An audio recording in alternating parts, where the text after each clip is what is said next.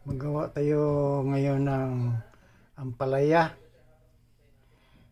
Lutuin natin ang ampalaya. Pagkatapos ito ating itlog at ito ang pork belly. Ilagay natin sa ampalaya. Ito ngayong lutuin. Kung ito easy to cook lang ito. Hindi ito kuan. Okay, umpisa na tayo sa pagluto. Ngayon, mag-init na ng kuan. Ito, painit na. Pagkatapos, ilagay ang pork belly. Yan. Pagkatapos, haluin. Pakuluan mo na ito. Hindi mo na lagyan ng oil. Kung ano na ito, maglabas ng oil na ito, mantika. Kasi pork belly na saba ito. Yan.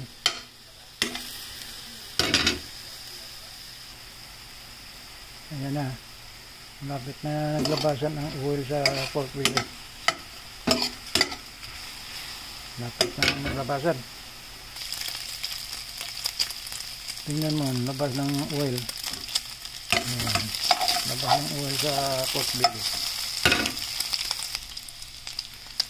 Pagkatapos, ilagay ang onion.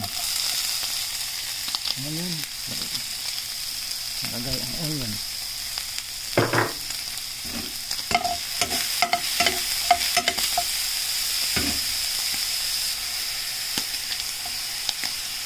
Pagkatapos ang garlic. Pagkatapos ilagay natin ang ampalaya.